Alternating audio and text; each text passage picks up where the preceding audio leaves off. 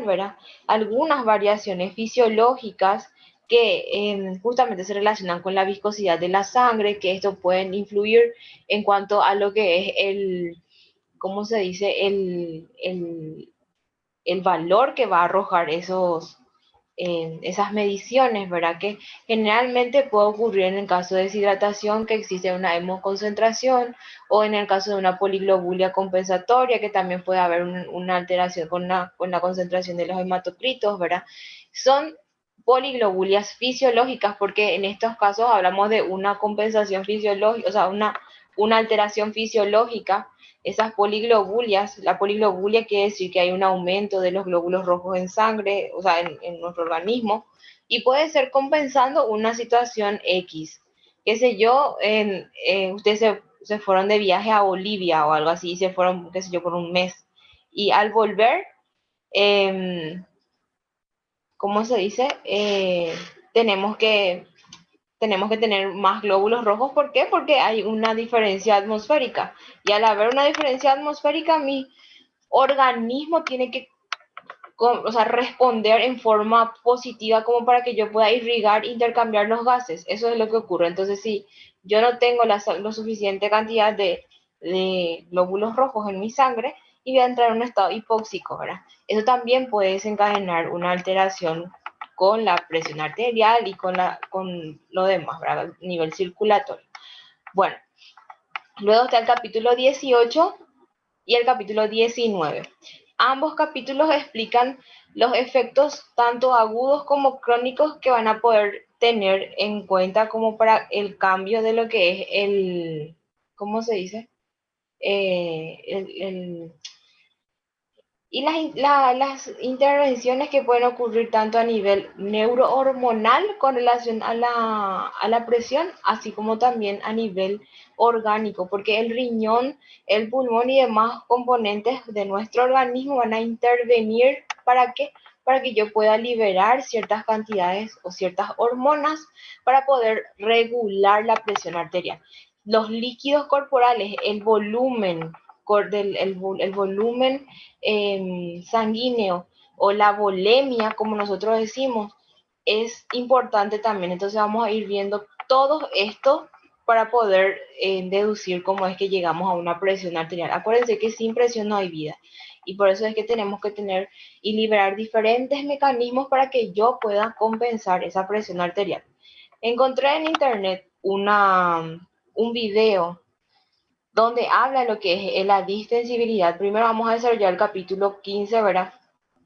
La distensibilidad vascular y todos los mecanismos que se van a ir desencadenando, y después vamos a ver, en el video dice capítulo 28, pero en nuestro libro está en el capítulo 18. Es lo mismísimo, yo ya leí el libro, ¿verdad? O sea, es lo mismo, espectacular, es como explica, y cualquier duda ustedes me dicen nomás. Les voy a mostrar ahora el, el capítulo, ¿sí? ¿Me están siguiendo hasta acá, chicos? ¿O hablé demasiado rápido todo? ¿Dije muy rápido? Te seguimos, profe. Bueno, les voy a mostrar acá un ratito. Va a desactivarse mi micrófono. Ya voy a desactivar nomás ya luego yo. Una vez que inicie, me pueden hablar y decir si se escucha, profe, porfis. Dale, profe.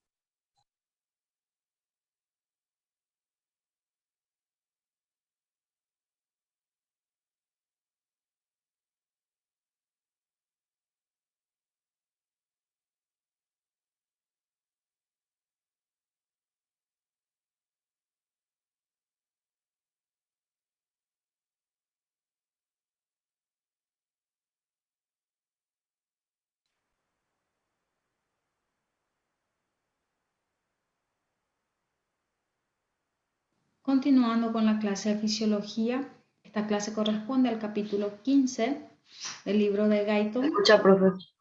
la distensibilidad vascular y las funciones de los sistemas arterial y venoso. Comenzando con la distensibilidad vascular, es importante saber que es una característica propia del aparato vascular. Justamente esta distensibilidad permite a las arterias acomodar el gasto pulsátil del corazón y también superar las pulsaciones de la presión. Estas pulsaciones de la presión vamos a ver un poquito más adelante. Los vasos más distensibles del cuerpo son las venas. Justamente por eso tienen esta función de reservorio. Sirven de reserva importante de sangre extra. Tienen la capacidad de almacenar medio litro a 1 litro de sangre. La unidad de distensibilidad vascular se expresa como el incremento fraccionado de volumen por cada milímetro de mercurio que aumenta la presión. Entonces depende de estos dos factores, volumen y presión. Aquí tengo la definición de distensibilidad, es la capacidad de los vasos sanguíneos para distenderse o contraerse en respuesta al volumen y también presión, como ya habíamos mencionado. La diferencia de la distensibilidad en la arteria y las venas, podemos decir que las venas presentan una distensibilidad mucho mayor, 8 veces más que las arterias. Eso se puede ver tanto en la circulación sistémica como en la circulación pulmonar. Sin embargo, en las arterias varía un poco la distensibilidad de la arteria de la circulación pulmonar y también de la circulación sistémica. En la circulación sistémica tenemos la aorta, que es menos distensible que la arteria pulmonar de la circulación pulmonar. Aquí la arteria pulmonar es 6 veces más distensible que la arteria de la circulación sistémica. Entonces, organizando estos componentes de la circulación, podemos decir que la aorta es la menos distensible, la arteria pulmonar se encuentra en el medio y por último la más distensible sería la vena. En distensibilidad vascular también vamos a hablar de la compliancia o capacitancia vascular, que es totalmente diferente de la distensibilidad. La compliancia es la cantidad total de sangre que se puede almacenar en una porción dada de la circulación por cada milímetro de mercurio que aumente la presión.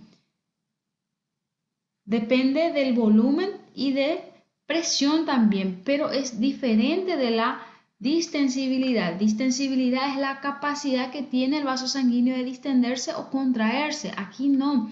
Aquí es la capacidad que tiene de almacenar sangre en alguna porción de la circulación. Por ejemplo, un vaso muy distensible que tiene un volumen pequeño, por ejemplo este vaso aquí, el volumen de este vaso es menor que este vaso, pero es muy distensible y me dice que su compliancia, la capacidad de almacenar sangre, es menor de este vaso, que es menos distensible que este. La compliancia entonces depende de la distensibilidad y también del volumen. La compliancia en el sistema venoso es 24 veces más que su arteria correspondiente. Por ejemplo, la vena cava es 24 veces mayor la compliancia allí que en la arteria aorta, que sería su arteria correspondiente. ¿Por qué? Primero porque la distensibilidad es 8 veces más y el volumen también es mayor, 3 veces más. Y aquí tenemos la compliancia es igual a distensibilidad por volumen. Entonces me da una compliancia de 24 veces mayor en el sistema venoso que en el sistema arterial. La curva de volumen-presión es una forma de expresar la relación entre el volumen y la presión, ya sea en el sistema arterial, aquí de rojo, o en el sistema venoso, aquí de color azul. En el sistema arterial de un adulto normal, se llena con 700 ml de sangre, aproximadamente a este nivel. Cuando se encuentra con 700 ml de sangre, presenta una presión de 100 milímetros de mercurio. Pero si el volumen cae a 400 ml, la presión inmediatamente cae a 0. Pequeños cambios de volumen generan grandes cambios de presión en el sistema arterial. Sin embargo, en el sistema venoso es lo contrario. Aquí yo tengo un volumen entre 2000 a 3500 y a una presión de 3 a 5 milímetros de mercurio. Por ejemplo, una variación de presión pequeña de 5 a 20, debe haber un cambio de volumen muy grande. Entonces, el cambio de volumen que produce es muy grande comparado al cambio de presión, que es muy pequeño.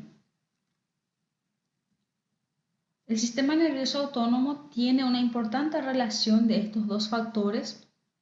En el sistema arterial, una estimulación simpática produciría la vasoconstricción y consecuentemente un aumento de presión.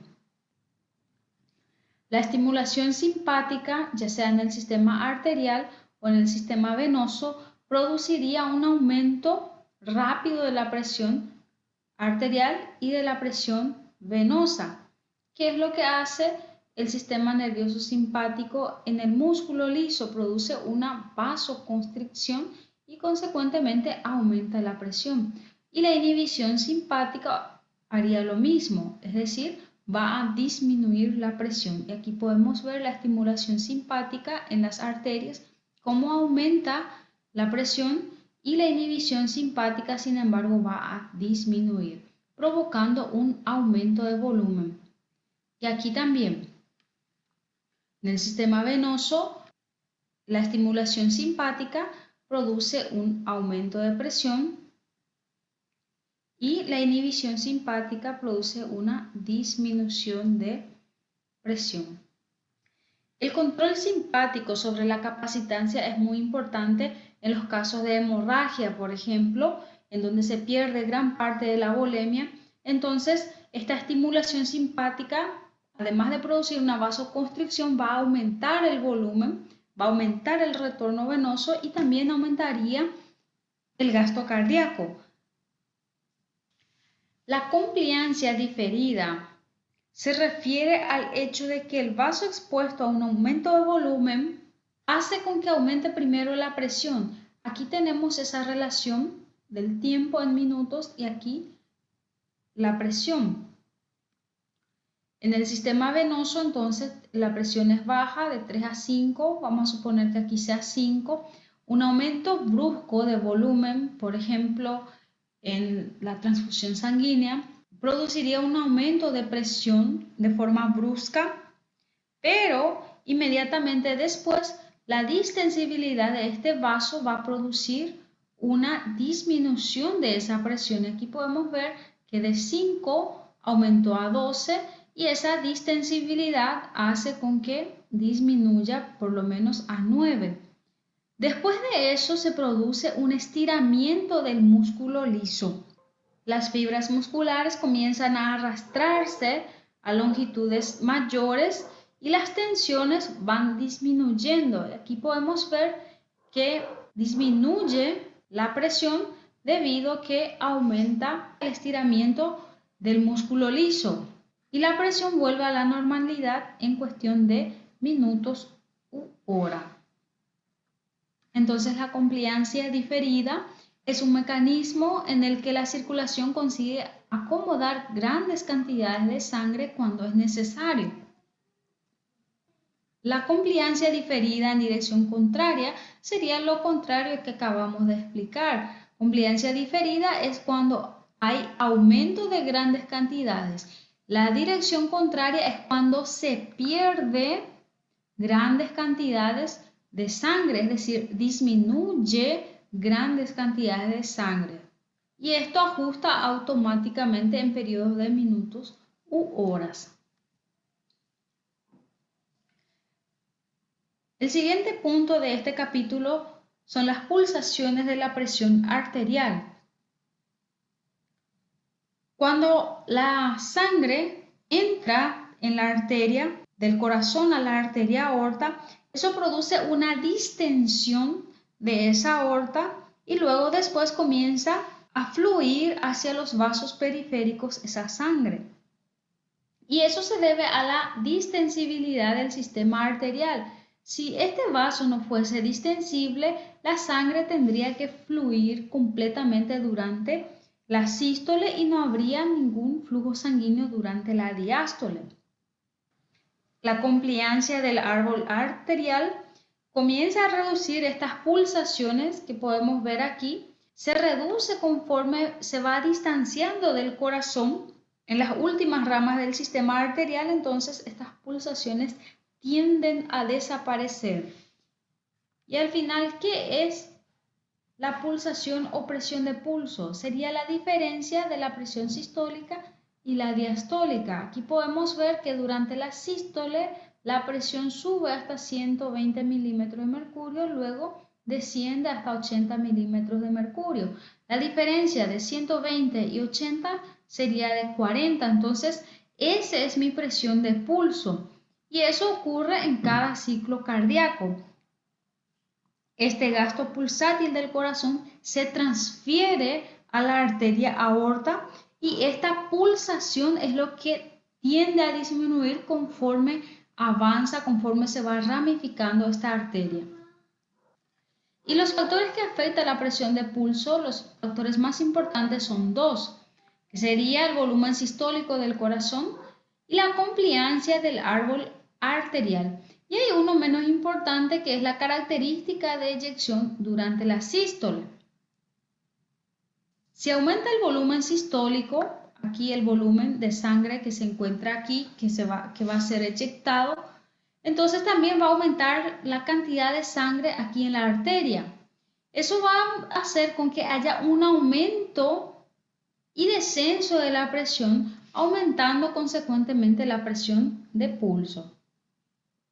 Con respecto a la compliancia o la distensibilidad, si es que disminuye la compliancia, como por ejemplo en los ancianos o en la arteriosclerosis, esto hace con que disminuya la compliancia. Entonces eleva la presión arterial y la presión de pulso también aumenta. Aquí podemos ver la presión de pulso normal, 120/80. Eso sería la presión sistólica y diastólica normal. Presión de pulso sería de 40 milímetros de mercurio. Eso sería lo fisiológico. Si yo tengo una arteriosclerosis, esto hace con que la presión sistólica se eleve y la diastólica se mantenga normal. Entonces, aquí podemos ver aproximadamente 170 milímetros de mercurio y la diastólica mantiene 80. Entonces, la presión de pulso aquí aumentó. En el conducto arterioso permeable, por ejemplo, hace con que el corazón bombee más cantidad de sangre, aumenta la presión hasta 160 milímetros de mercurio, pero como el conducto arterioso permanece permeable, ese volumen de sangre que pasó a la aorta cae en la arteria pulmonar, haciendo con que la presión diastólica caiga más de lo normal. Aquí podemos ver hasta 40, entonces la presión de pulso aquí es mayor. La presión de pulso está determinada por la relación del volumen del gasto cardíaco y la compliancia arterial. ¿Y cómo se transmite esos pulsos de presión hacia las arterias periféricas? La sangre que se expulsa del corazón pasa a la arteria. Cuando la arteria llega, distiende la pared arterial, inmediatamente después esto comienzan a fluir hacia adelante formando frentes de onda, que son estas ondas que se ven aquí. Entonces, estas frentes de onda es lo que hace con que circule o fluya la sangre hacia las arterias periféricas en sentido anterógrado debido a que la válvula aórtica se encuentra cerrada. La velocidad de transmisión va cambiando, o sea, aumentando a lo largo de la ramificación del sistema arterial. En la aorta tenemos una velocidad de 3 a 5 metros por segundo. Sus primeras ramas tienen una velocidad un poco mayor, de 7 a 10 metros por segundo. Y en las arterias más pequeñas, las últimas ramas, presenta una velocidad mucho mayor, 15 a 35 metros por segundo. Cuanto mayor es la compliancia del segmento vascular, más lenta será la velocidad. Finalmente, ¿qué era la compliancia? Compliancia es cantidad de sangre que se puede almacenar en un punto dado de la circulación. Si es más grande, como en el caso de la aorta, la velocidad será menor, como en el caso de la velocidad de transmisión de la aorta. Esos pulsos de presión, conforme avanza, dijimos que la velocidad aumenta, pero los pulsos de presión se van amortiguando en las últimas ramificaciones del sistema arterial, por ejemplo, en las arterias más pequeñas, en las arteriolas y ni qué decir en los capilares. Eso podemos visualizar en este gráfico en donde tenemos el pulso de presión de 40 milímetros de mercurio. Luego esa aorta va ramificando. Aquí podemos ver la arteria radial que se encuentra bastante distante de la aorta. Ya va disminuyendo ese pulso de presión. Podemos ver aquí la arteriola y en el capilar. Aquí podemos ver pulsaciones si es que la pulsación de la aorta es muy grande o si es que la arteriola se encuentra dilatada. La amortiguación de los pulsos de presión se debe a la resistencia, al movimiento de sangre en los vasos. Justamente 2/3 de la resistencia se ve en las arteriolas y la compliancia de los mismos. El grado de amortiguación es casi directamente proporcional al producto de resistencia por compliancia. Para medir la presión sistólica y diastólica vamos a utilizar los métodos clínicos. Para eso necesitamos el esfigmomanómetro y el estetoscopio.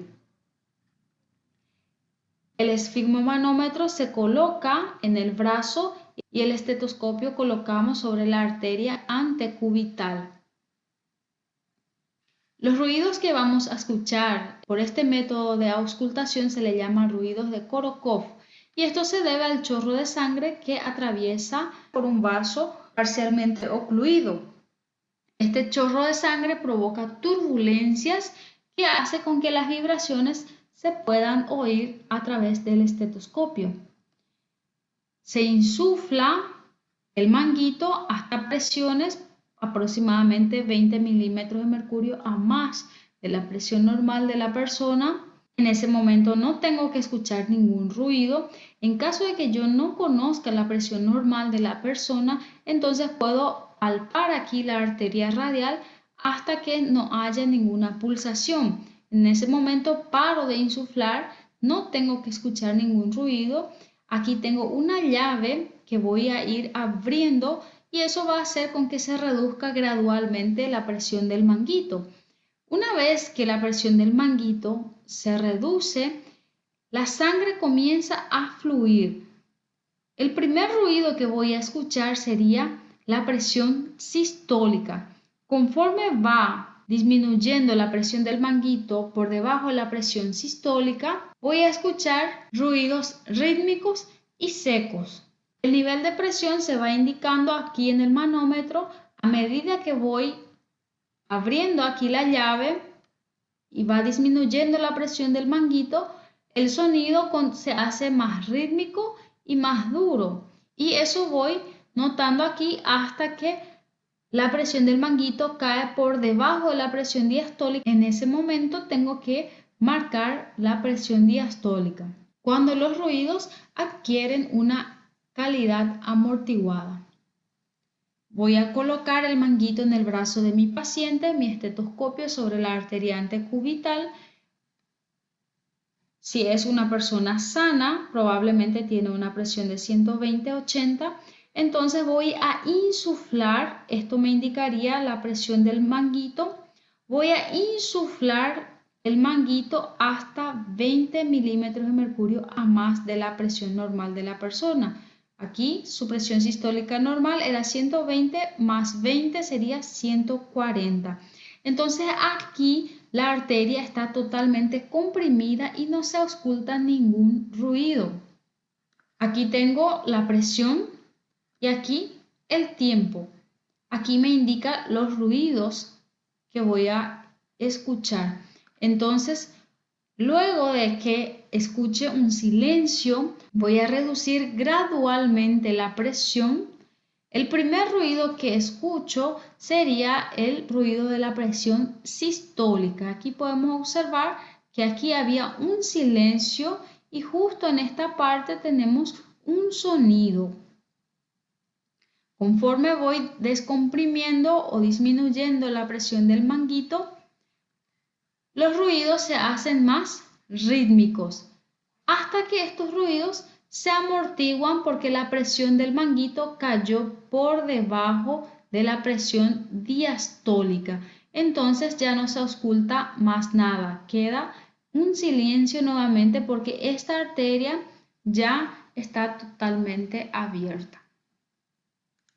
Las presiones arteriales normales por el método de la auscultación va variando según la edad. En esta imagen podemos observar la línea vertical me indica la presión y la línea horizontal me indica la edad. En los primeros años de vida, durante la infancia, la presión es menor comparado a la presión de los adultos. Y conforme va aumentando a partir de 50 años para arriba, la presión sistólica también tiende a aumentar. Y aquí podemos visualizar perfectamente eso. La presión arterial media es la media de presiones arteriales medidas de milisegundo a milisegundo por un periodo de tiempo y no es igual a la media de la sistólica y la diastólica. ¿Por qué? Porque cuando hay una frecuencia cardíaca normal, se invierte una mayor fracción del ciclo cardíaco durante la diástole que la sístole. Las venas y sus funciones. Las funciones de las venas sirven como conductos que transportan sangre desde los tejidos hacia el corazón, sirven también como reservorios de sangre extra y también actúan como bomba venosa que vamos a ver más adelante. Primero tenemos que entender las presiones venosas. Tenemos una presión venosa central y tenemos las presiones venosas periféricas. La presión venosa central también es llamado de la presión de la aurícula derecha. Es la presión que se registra en el interior del sistema venoso y depende de dos factores. Depende de la capacidad de bombear la sangre hacia los pulmones, porque se refiere al lado derecho del corazón que envía sangre a los pulmones, y de la tendencia de la sangre de fluir desde las venas periféricas hacia la aurícula derecha. Toda la sangre que viene de la periferia hasta la aurícula derecha también va a regular la presión de la aurícula derecha o la presión venosa central. Si es que la capacidad del corazón de bombear sangre aumenta, entonces la presión en la aurícula derecha va a disminuir. Aquí es inversamente proporcional. Y si la tendencia de la sangre a fluir de la periferia hasta la aurícula derecha es mayor, la presión en la aurícula derecha también va a ser mayor. Este flujo de sangre de la periferia al corazón se llama también retorno venoso.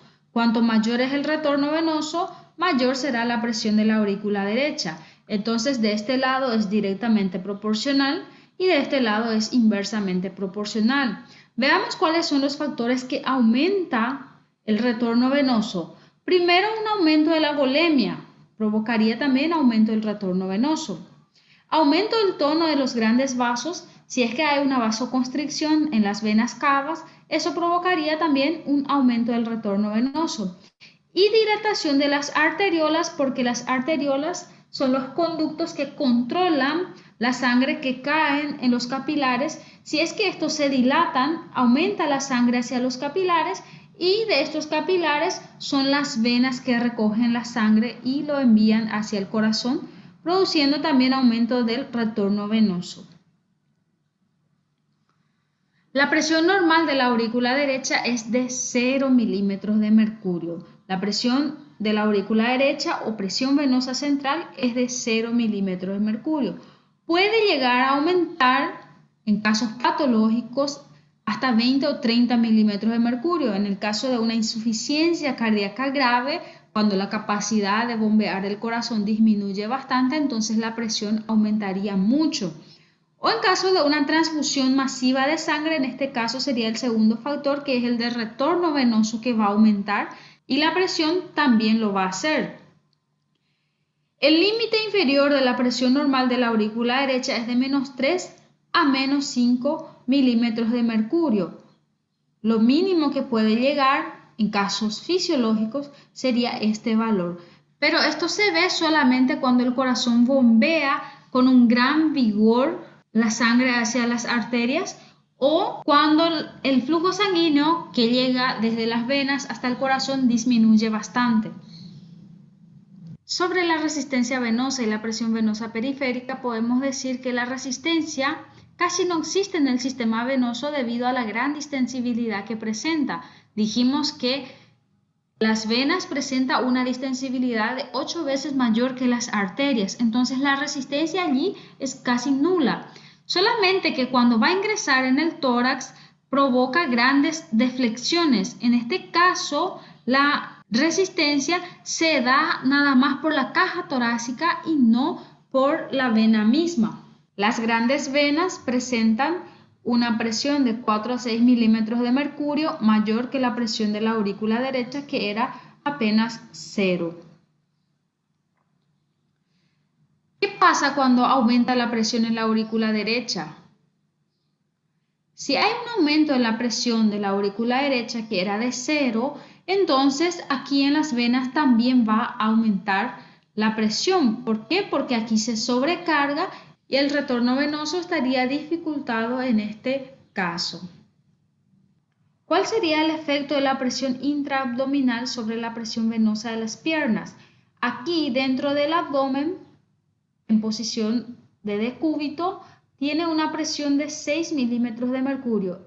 Si es que esta presión dentro del abdomen aumenta en el caso de embarazo, porque hay un feto creciendo aquí, en el caso de tumor, ascitis, etc., eso provocaría también el aumento de las presiones venosas en los miembros inferiores.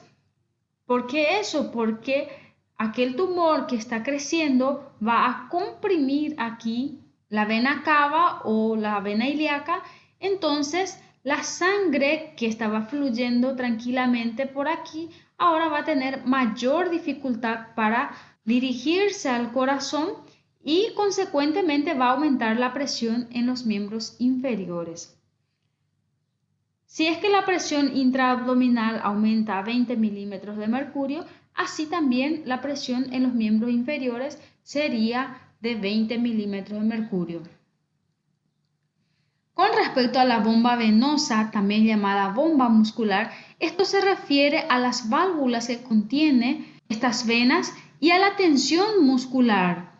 La presión venosa del adulto que camina es de 20 milímetros de mercurio debido a que estas venas presentan las válvulas y también a la tensión muscular producida en el momento de caminar. Aquí podemos ver que la sangre consigue fluir tranquilamente por la contracción de los músculos que comprimen estas venas. Aquí tenemos la imagen de las válvulas. Aquí tengo una vena superficial, aquí tengo una vena comunicante y aquí tengo una vena profunda. Todas presentan válvulas y la válvula sirve para evitar el reflujo de sangre en dirección contraria. En los miembros inferiores, la sangre debe fluir de los tejidos hacia el corazón. Entonces, las valvas se abren hacia arriba para el paso de la sangre y una vez que la sangre pasa e intenta, por efecto de la gravedad, volver, estas válvulas ya se encuentran cerradas y evitan el reflujo de esa sangre. Si una persona se mantiene en bipedestación perfecta o de pie, como por ejemplo los militares, la bomba venosa no funcionaría porque no hay tensión muscular y la presión venosa aumentaría rápidamente en cuestión de 30 segundos a su valor gravitacional, que es de 90 milímetros de mercurio. Ese aumento de presión va a provocar también el aumento de presión de los capilares. Si aumenta la presión de los capilares, la sangre que se encuentra allí en los capilares va a fluir hacia el espacio intersticial. Entonces vamos a tener las piernas inflamadas, hinchadas y el volumen de sangre en el aparato circulatorio va a disminuir. Si las válvulas sufren un sobreestiramiento, eso se traduce en incompetencia valvular, lo que nosotros llamamos de venas varicosas. Si hay un sobreestiramiento de estas venas, las venas por sus capas musculares y elásticas consiguen distenderse, pero estas válvulas no tienen esa capacidad de aumentar. Entonces, al distenderse estos, las válvulas también van juntos y se vuelven incompetentes debido a que ya no cierra perfectamente como antes. Las venas varicosas son protrusiones bulbosas de gran tamaño de las venas situadas bajo la piel en los miembros inferiores que nosotros podemos visualizar a simple vista. Esto se puede observar cuando hay un sobreestiramiento de las venas por varias semanas o meses.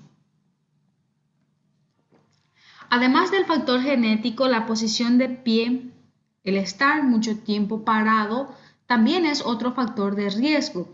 Esto hace con que aumente la presión venosa y también la presión capilar. Y como ya habíamos mencionado, al aumentar la presión capilar se pierde el líquido hacia el espacio intersticial, lo que se traduce como edema. Luego el edema, si es que esto avanza por mucho tiempo, esto va a impedir la difusión adecuada de los nutrientes, la persona va a comenzar a sentir dolor muscular y por último van a aparecer las úlceras cutáneas. Aquí tenemos un ejemplo claro cómo sería una vena normal. Aquí podemos ver la vena con las válvulas bien cerradas y aquí hay un sobreestiramiento. Tenemos unas venas bulbosas en donde las válvulas no consiguen cerrarse perfectamente por el sobreestiramiento de las paredes venosas. Sin embargo, estas válvulas se quedan abiertas, facilitando así el reflujo de sangre. Para determinar la presión venosa central en forma directa, necesitaríamos una cánula que se inserta en las venas y va directo hasta el corazón en la aurícula derecha, que se conecta con un registrador de presión y así podemos tener nuestra presión venosa central. Sin embargo, si yo no tengo estos materiales, yo puedo hacer una medición clínica de la presión venosa central observando las venas del cuello. Si tengo la protrusión de las venas en la parte inferior del cuello, puedo decir que la presión de la aurícula derecha está aumentado hasta 10 milímetros de mercurio.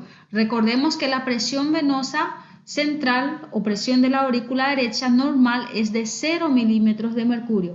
Sin embargo, cuando yo tengo las venas del cuello completamente aumentado o protruido, entonces la presión venosa central probablemente ya esté a 15 milímetros de mercurio. Pero para la estimación clínica directa más específica necesitaría de ese método más invasivo, que es la colocación de un catéter hasta dentro del corazón. Y tenemos un nivel de referencia para medir la presión venosa y otras presiones circulatorias. Este nivel de referencia encontramos en la válvula tricúspide. Los factores de presión gravitacional provocado por los cambios de posición de una persona sana no afecta a este nivel en más de 1 a 2 milímetros de mercurio. Por eso es que este sirve como punto de referencia natural. Otra función de las venas era la de servir como reservorio de sangre extra y más del 60% se encuentra la sangre en las venas. Esto se debe a su gran distensibilidad. Tenemos aquí un ejemplo que es la hemorragia. En el caso de hemorragia, especialmente si es grave, generalmente la presión arterial cae por debajo de lo normal.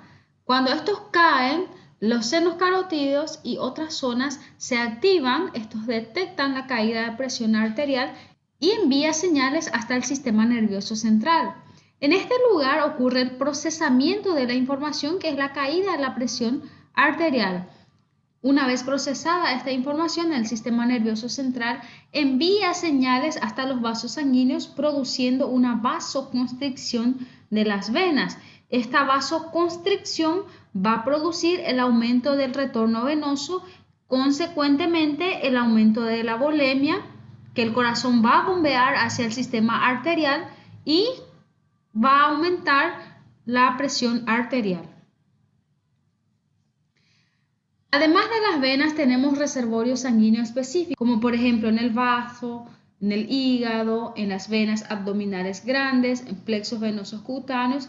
Y estos dos órganos que también sirven como reservorios es el pulmón y el corazón.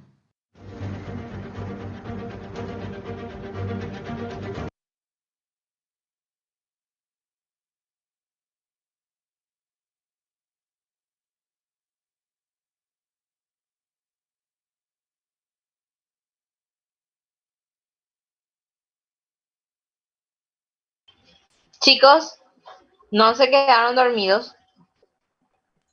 Acá estamos. No, profe, acá estamos. Salió entrecortado. No, profe, acá estamos. A mí no, profe. Ah, bueno. Esta explicación es del capítulo 15 y que así mismísimo está en el libro. Si es que por ahí ustedes tienen el libro a mano y van a ver, ¿Qué se van capítulo a es, dar profe? cuenta. ¿Qué pasó? ¿Qué capítulo es, profe, en el libro? Capítulo 15. Capítulo 15 del libro. Gracias. Lo que yo les quiero agregar nomás a esta explicación es, ¿se acuerdan que explicó cómo es que hay que medir la presión arterial y demás?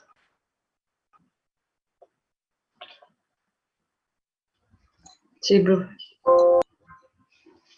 Hay un dato muy importante que ustedes tienen que tener en cuenta, porque va a ocurrirles a ustedes eso en urgencias. Generalmente pueden venir los pacientes y tener una hipertensión fisiológica, que es el efecto de bata blanca, ¿verdad? ¿Qué es lo que quiere decir eso? ¿Llegaron a escuchar alguna vez ese nombre? No, profe. Que tu paciente está re mega contra archi cagado de miedo, tiene muchísimo miedo. Y la presión se puede activar por muchos estímulos sensibles. Entonces genera una hipertensión, pero no de tinte patológico, sino que de ese efecto que ella está teniendo. Otra cosa muy importante que ustedes tienen que tener y que puede contribuir al aumento de la presión arterial es el dolor. Entonces hay que ver qué es lo que está pasando con ese paciente y si es que hay dolor, manejar primero el dolor. Otro dato importantísimo al momento de controlar la presión arterial es la actividad física que va a tener ese paciente, porque el aumento de la actividad en nuestros pacientes aumenta también la presión y es algo fisiológico. Por eso es que lo ideal es que ingrese el paciente a servicio de urgencia por lo menos 15 minutos, 15 a 20 minutos, espere y después se mide la presión, porque ahí va a dar un dato más real. Otra cosa importantísima, en pacientes obesos o en pacientes con desnutrición, la medición de la presión arterial tiene que ser así, con mucha cautela. ¿Por qué? Porque si el manguito es mucho más chico de lo que es el brazo del paciente, va a generar una hipertensión por efecto de una vasoconstricción exagerada. Y si en el caso de las personas que son muy delgaditas, el manguito es demasiado grande, va a generar una hipotensión. Y es un falso dato lo que nos está dando. Es problema más bien operativo, o sea, no, el manguito en sí no es el correcto. Por eso es que la medida del manguito tiene que ser una medida estándar, una medida que le vaya a todos, ¿entienden? Tengan en cuenta eso. Otra cosa, no pueden tomar 3 veces en forma rápida la presión arterial. ¿Por qué? Porque si bien las arterias y demás tienen ese efecto de distensibilidad, no hacen de forma rápida. Tienen que darle un tiempo, por lo menos un intervalo de 30 a 45 minutos. Lo ideal, ¿verdad? Lo ideal. Ahora, no les digo si es que estamos en una urgencia o qué sé yo y tenemos que medir la presión, ¿verdad? Es otra historia. Pero idealmente si el paciente está estable y no se mide toda la hora la presión, no es luego es recomendable hacer eso. Y eso es importante para que ustedes le indiquen después a sus pacientes, porque van a hacer ese control de la presión arterial, ¿verdad? Que es para justamente identificar si este paciente está con hipertensión o si es que no está con hipertensión. ¿Me están siguiendo hasta acá? Sí, profe.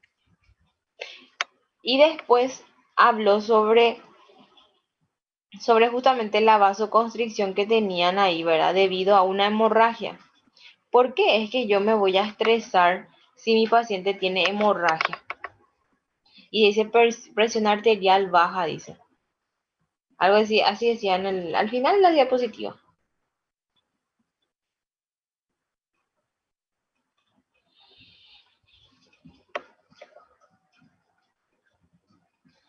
¿Por qué va a bajar la presión?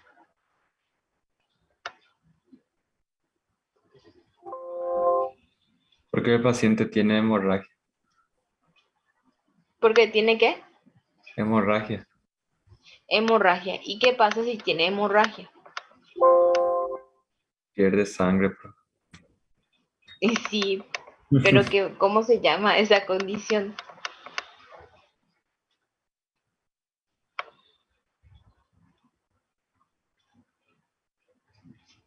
Entra en un estado de hipovolemia. De hipovolemia. Entonces, cuando hay una hipovolemia, que es la disminución justamente de la cantidad sanguínea, nosotros emitimos, ahí se va a encargar ya de emitir información, o enviar información al sistema nervioso, ¿entienden? Y se desencadenan muchísimos o muchísimas liberaciones, tanto de hormonas, de neurotransmisores, de lo que ustedes quieran. ¿Para qué? Para generar vasoconstricción. ¿Y qué es lo que va a pasar con la vasoconstricción? ¿Qué era que hacía la vasoconstricción? ¿Se acuerdan de lo que pusimos como ejemplo la manguera, verdad? ¿Qué pasaba si es que yo genero una vasoconstricción?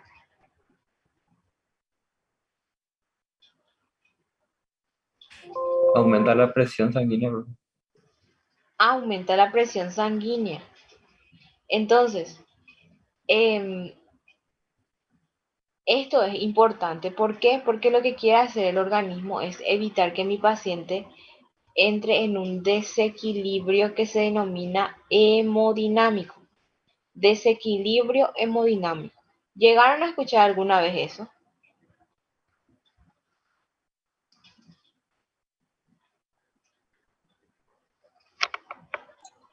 Profe, una duda. La constricción no sería que se vuelve estrecho y por ende Estrecho. la circulación no retardaría, no sería más lenta. No, más rápida va a ser. Porque el flujo, lo que pasa es que cuando las arterias están distendidas y hay una hipovolemia, el flujo va a ser más lento. Sin embargo, cuando ustedes disminuyen la luz vascular, van a generar un aumento de presión a nivel de luz. Y esto va a aumentar la aceleración del flujo sanguíneo. Por eso es que va a aumentar la presión y va a aumentar también el flujo, o sea, la, la, la velocidad con la que se va a ir inyectando. Por eso es que la hipovolemia, que puede ocurrir por hemorragias, como es la que está diciendo ahí el compañero, pérdidas de sangre, hemorragias de cualquier índole, chicos. Hemorragia de traumatismo, hemorragias intestinales, que es muy frecuente en nuestros medios, pueden desequilibrarle a nuestros pacientes y se vuelven inestables. Y eso para nosotros es importante. ¿Y saben cómo yo puedo pillar si mi paciente está inestable hemodinámicamente? No hace falta que yo le haga estudios laboratoriales. ni un poquitito luego. Le mido la presión y la frecuencia cardíaca. Si mi presión está por debajo de 9,8, de 9,6 por ejemplo, o 9,5, 8,5, ese paciente está inestable, re inestable, un criterio para que se vaya a terapia ya. ¿Y qué va a pasar si es que justo su presión disminuye y su frecuencia cardíaca aumenta? Está aumentando el requerimiento, el corazón está haciendo lo máximo que puede para poder compensar todo lo que está requiriendo los diversos tejidos que tenemos en nuestro organismo. Entonces, ese paciente va a entrar en un estado de inestabilidad hemodinámica. ¿Y en qué nos sirve a nosotros? Y nos sirve muchísimo porque ustedes tienen que escribir eso en su historia o en su evolución. Paciente con inestabilidad hemodinámica. Y ponen ahí su PA. ¿Qué es lo que van a hacer con ese paciente? Y le van a enviar suero. ¿Para qué? Para poder expandir por lo menos un poquitito y aumentar la volemia. Y después le envían sangre si es que su hemoglobina está muy baja o ver qué es lo que está pasando con este paciente.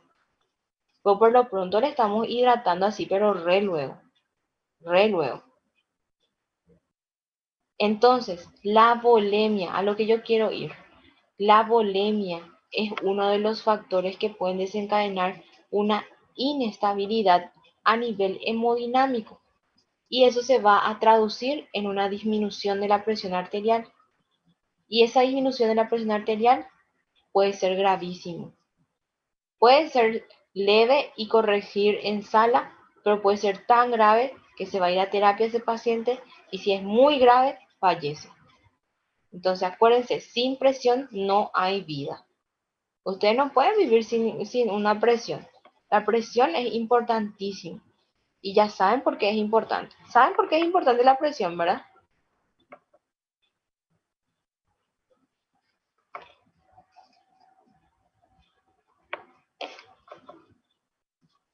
¿Sí o no? Para el bombeo de sangre, profe, sería muy importante. Para el bombeo de sangre y para que llegue a todos los rincones de nuestro organismo.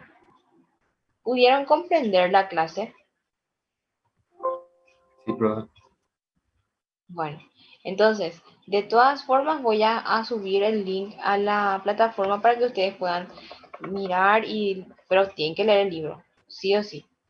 El libro es, bueno, esta explicación que dio la doctora ahí, Jacinta, y espectacular fue porque así está en el libro.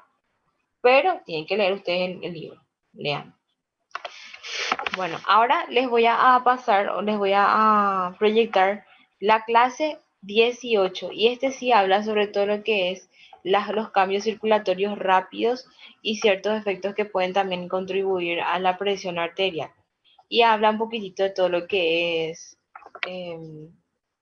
en las terminaciones y demás, ¿verdad? Entonces, vamos a ver un poquitito y cualquier cosa vamos a volver a agregar o completar, ¿verdad? Lo que sí yo quiero que ustedes aprendan ahora es que la presión arterial es muy sensible a cualquier cambio. Entonces tengan presente eso. Ahora, si viene su paciente y le dice, ¿sabe que mi azúcar se subió porque me emocioné? Eso es más bola, ¿verdad? O sea, no es cierto eso. Ahora, si le dice, ¿sabes qué? Me asusté y se subió mi presión, eso sí es cierto. Eso es re cierto, luego.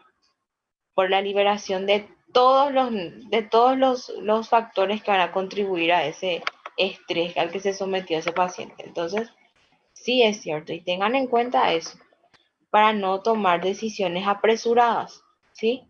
En esos casos, y bueno, y se espera nomás un ratito y después se vuelve a tomar la presión y ahí, bueno, van a tener un dato más positivo.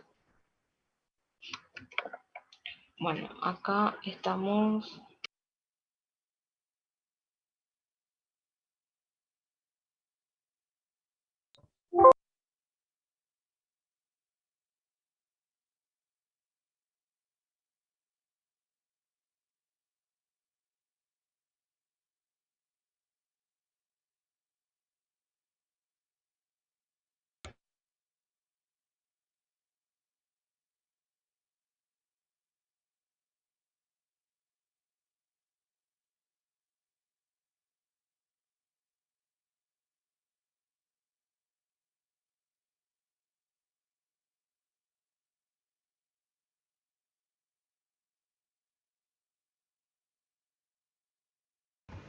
Hola, ¿cómo están? Bienvenidos a la 28ª clase de Fisiología en el canal Medici. Mi nombre es Eduardo Paiva y vamos a continuar con nuestras clases tópicos que vamos a ver en esta clase. Vamos a ver la regulación nerviosa de la circulación, la función del sistema nervioso en el control rápido de la presión arterial, mecanismos reflejos para normalizar la presión arterial y la respuesta isquémica del sistema nervioso central.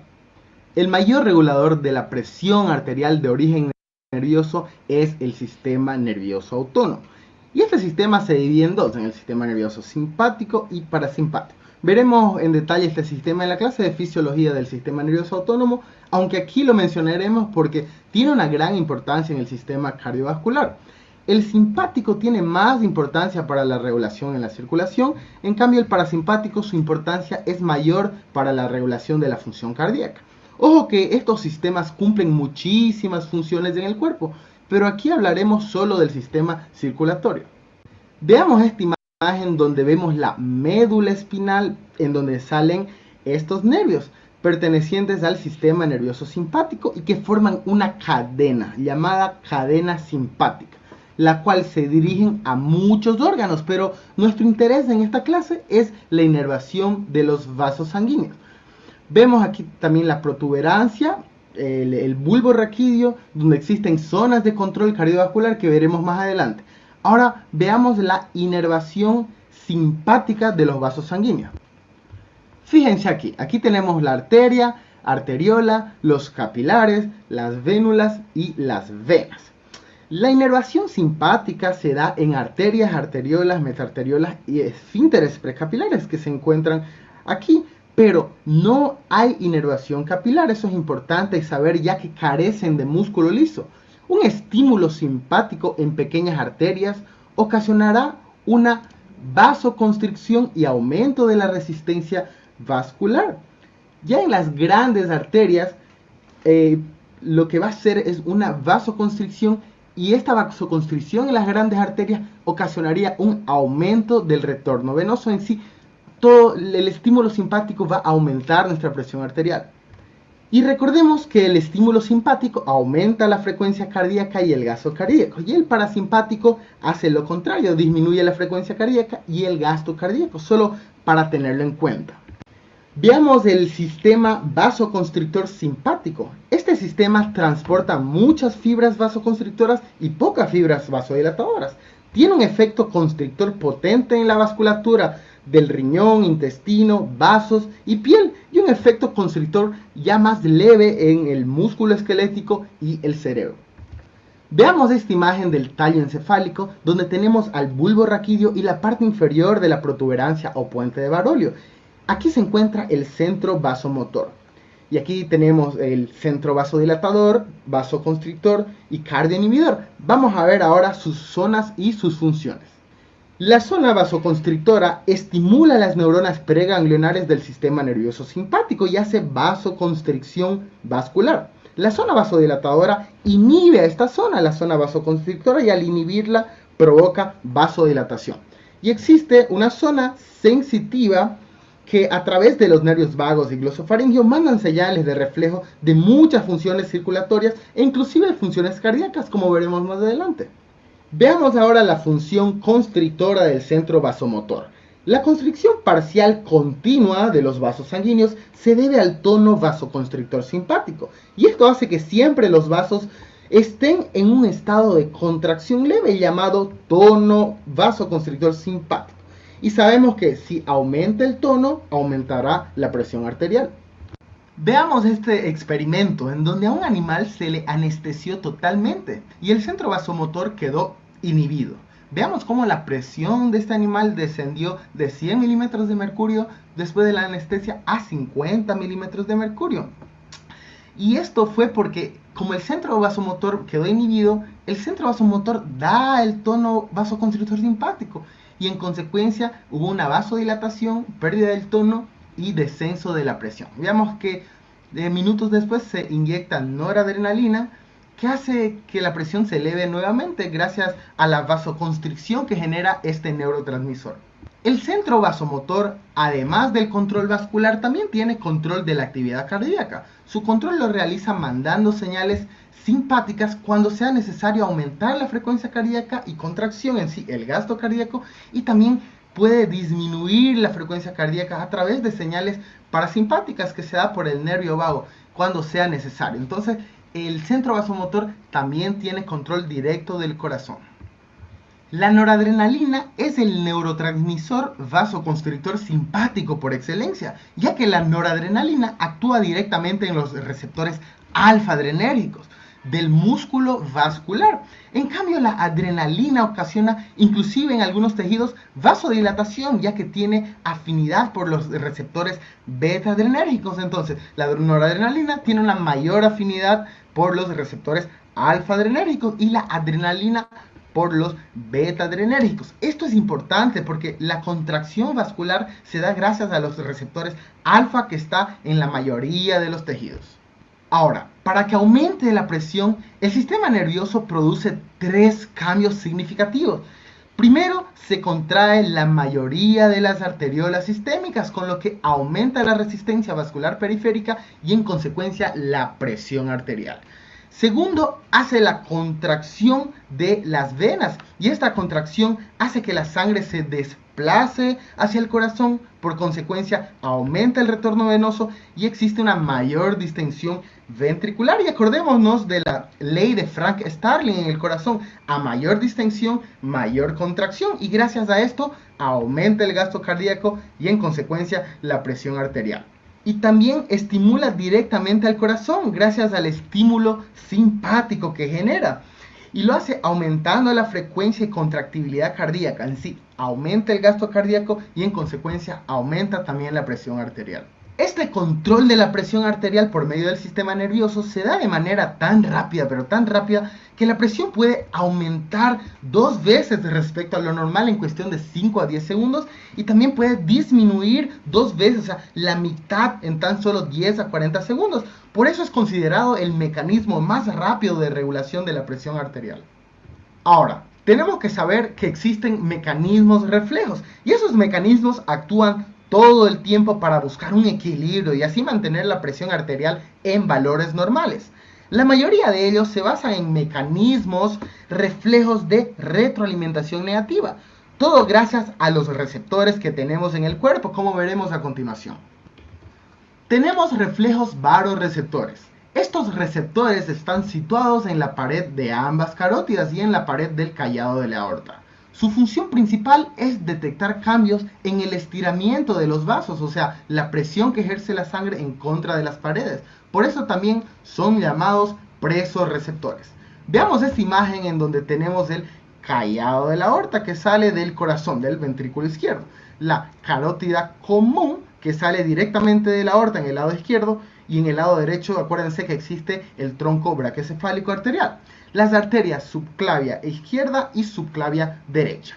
Y la carótida común que en este punto se ramifica y bifurca en la carótida interna y externa a nivel del borde inferior de la mandíbula en el ángulo que denominamos gonio. Veamos que los barroreceptores se encuentran en la pared del callado de la aorta y en la bifurcación de las arterias carótidas. Veamos más cerca, vamos a darle un zoom a esta bifurcación y veamos que en esta bifurcación existe el seno carotidio, y el seno carotidio en esta región, aquí se encuentran los baroreceptores. No nos podemos confundir con el cuerpo carotidio que está más arribita, ya que aquí se encuentra en el cuerpo carotidio los quimioreceptores, como vamos a ver más adelante. Estos baroreceptores mandan su señal junto con lo de los quimioreceptores por este nervio, el nervio de Hering. Y a través del nervio glosofaringeo o noveno par craneal, la señal se va al bulbo raquídeo. Y esta señal se da por el estiramiento en los baroreceptores, por presiones elevadas. Y esto va a ocasionar una excitación en el centro parasimpático vagal y la inhibición del centro vasoconstrictor. por lo que el estiramiento de los vasoreceptores tendrá dos efectos netos: la vasodilatación de las venas y arteriolas periféricas y el descenso de la frecuencia cardíaca y fuerza de contracción, o sea, una disminución o un descenso del gasto cardíaco. Resumiendo, la excitación de los vasoreceptores desciende la presión arterial como consecuencia del descenso de la resistencia vascular periférica y del gasto cardíaco. Por el contrario, una presión baja ocasiona efectos contrarios, provocando un aumento reflejo de la presión arterial hasta la normalidad. Veamos esta imagen en donde se pinzó las carótidas de un animal y los vasoreceptores fueron estimulados inmediatamente y la presión subió instantáneamente a 150 milímetros de mercurio. Gracias al estímulo de los vasoreceptores, esto demuestra mucho la importancia de los vasoreceptores.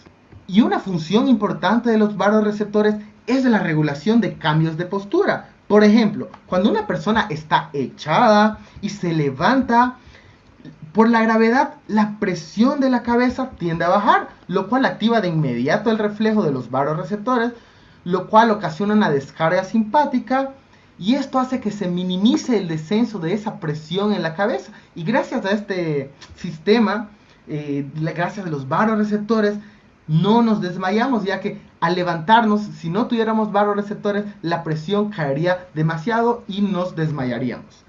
Veamos esta imagen donde compararon un perro normal con un perro sin vasoreceptores. La presión del perro normal oscilaba entre 85 y 115 milímetros de mercurio, pero la presión del perro sin vasoreceptores oscilaba de 50 a 160 milímetros de mercurio. Y aquí nos damos cuenta de la importancia de los vasoreceptores. Ya lo que tenemos que tener en cuenta que su regulación es muy efectiva, pero es a corto plazo. Su regulación a largo plazo es mínima.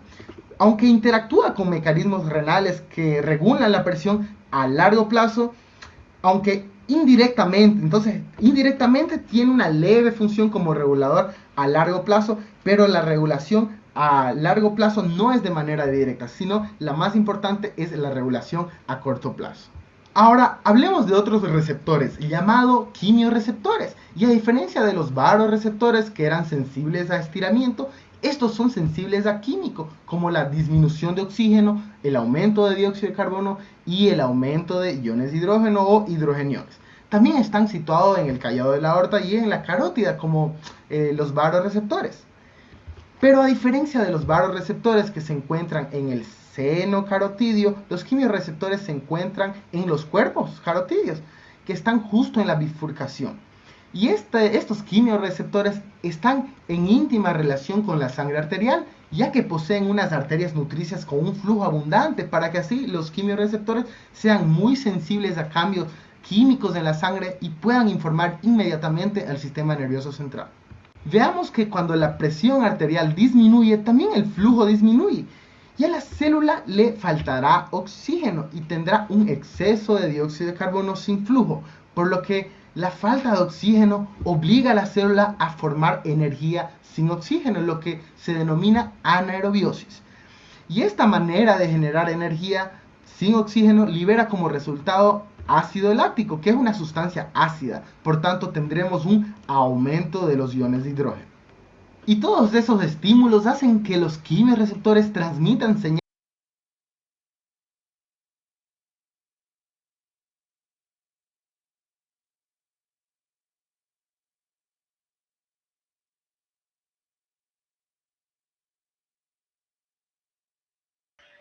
¿Escucharon esa parte, chicos? Sí, profe. Esa parte es demasiado importante porque, bueno, si bien los vasoreceptores está ubicado ahí donde ellos dicen la bifurcación, pero los quimioreceptores también es algo que ustedes pueden estimular en forma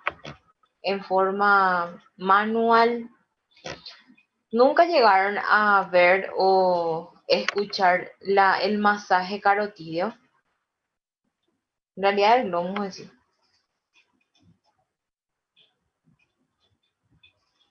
Yo no, profe. Es una técnica que nosotros utilizamos también. pero tiene que ser, ¿cómo se dice? No en forma, no de los dos lados, de un solo lado. Entonces se va estimulando y estos varoreceptores y estos quimiorreceptores se activan. Esa segunda activación, que es de la de los quimiorreceptores, es que ustedes tienen que prestar mucha atención también, porque si bien va a tener relación con la presión arterial, hay un déficit en la producción o la necesidad de oxígeno que puede deberse a X motivo. Y al haber eso, se va a formar el ácido láctico y el aumento en la concentración de hidrogeniones. Y esos hidrogeniones nuevamente pueden desencadenar problemas patológicos para nosotros, como es la presencia de acidosis, ¿sí? Y va a depender muchísimo de qué tinte va a ser eso. En el caso de que sea una deficiencia de gases, puede ser una acidosis respiratoria. Por eso es que la importancia que tienen estos varoreceptores y estos quimiorreceptores. Y ustedes van a ver eso en la parte patológica de clínica médica o de cualquier otra especialidad, hasta de niños que pueden debutar con estos estados de acidosis o acidemia, como ustedes quieran ver. Y ahí tenemos otro desequilibrio, no solamente un desequilibrio hemodinámico podemos ver, sino que un desequilibrio del medio interno, que es el de ácido base. Por eso es la gran importancia que tienen estos varoreceptores y estos quimiorreceptores, que en esta oportunidad nos van a ayudar con la presión arterial. Estamos bien, solamente quería acotar eso. Voy a proyectar otra Profe, vez. dijiste que el ácido láctico aumenta cuando el oxígeno disminuye. No, aumenta cuando hay sí, en realidad cuando estamos en un estado hipóxico. Cuando estamos en un estado hipóxico y necesita la formación o en realidad la obtención de energía de otros centros o de otros lugares. Y favorece la formación de ácido láctico. Y la formación de ácido láctico desencadena el aumento de la concentración de hidrogeniones, que es protones. Y el aumento de protones disminuye el pH de nuestro paciente y entramos en un estado de acidosis. Eso es lo que pasa. Ok, profe, gracias. Vale. Pero eso no sé si van a dar ustedes ácido base conmigo, pero vamos a hablar otra vez de esto más adelante. Y mientras tanto, como se dice, concéntrense nomás en lo que es presión arterial, pero entre paréntesis, para que tengan como dato. Bueno, voy a compartir otra vez. Espérenme.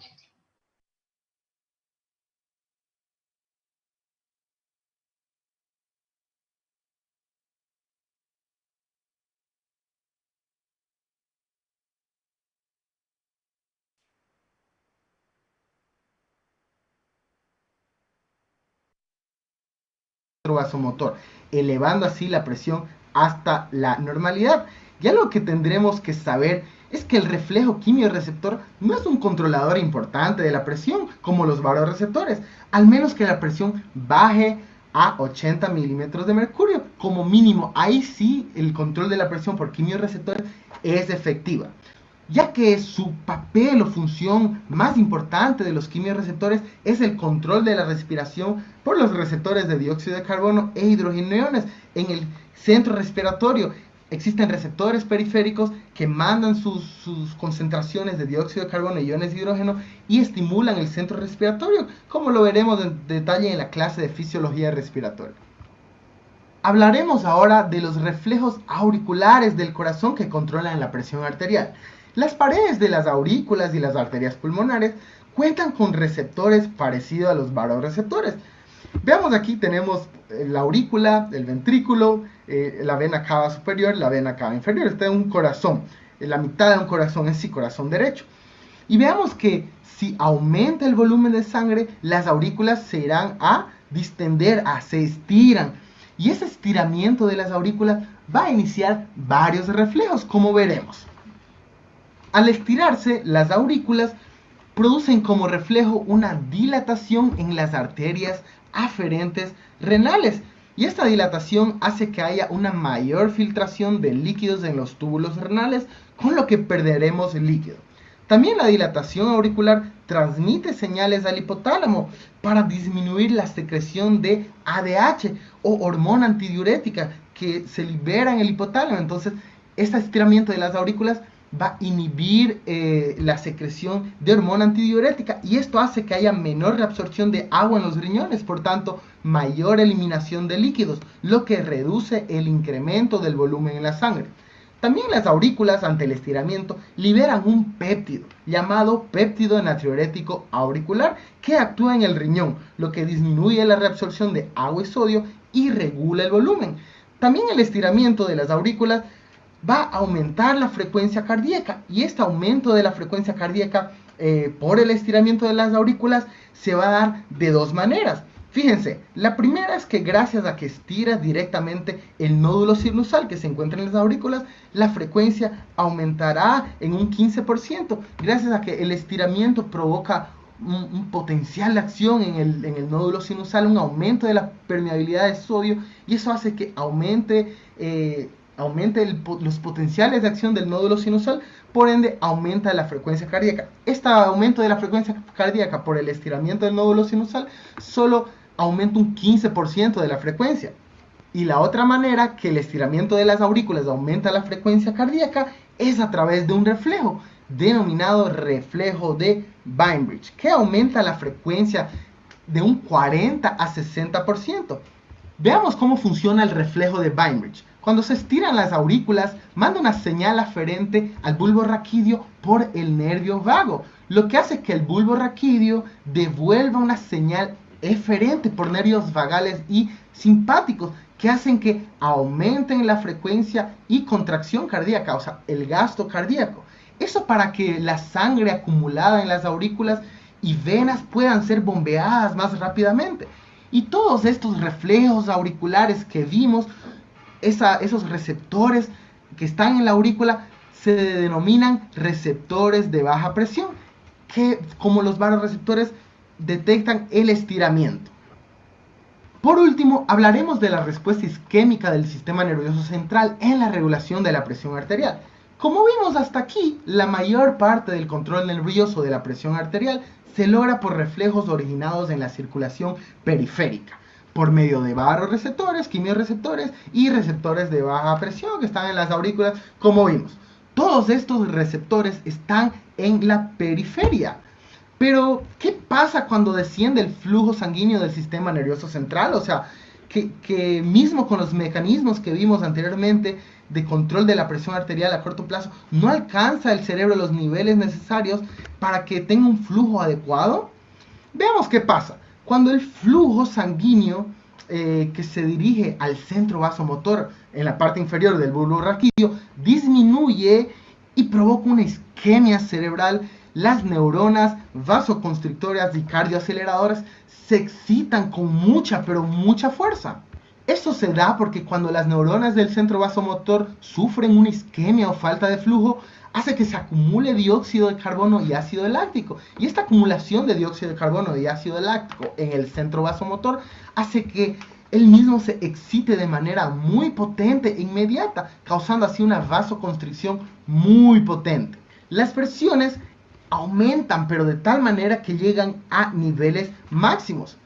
El efecto isquémico sobre el centro vasomotor puede elevar la presión arterial media de tal manera que puede llegar hasta 250 milímetros de mercurio, inclusive durante 10 minutos. Y esta vasoconstricción simpática causada por la isquemia es tan grande que los vasos periféricos se ocluyen total o casi totalmente, como vemos aquí. Fíjense, una arteriola vasoconstreñida por el estímulo simpático en consecuencia a la isquemia cerebral. Fíjense, la luz prácticamente está ocluida de tanta vasoconstricción. La respuesta isquémica del sistema nervioso central es el activador más potente de todos los activadores del sistema nervioso simpático. De bibliografía utilicé el Tratado de Fisiología, Guyton Hall, edición número 13,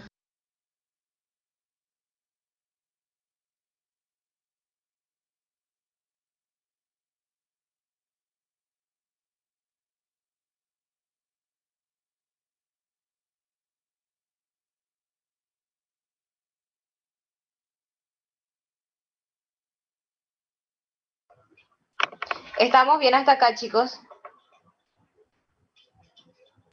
Sí, profe. Sí, profe. ¿Están comprendiendo todo?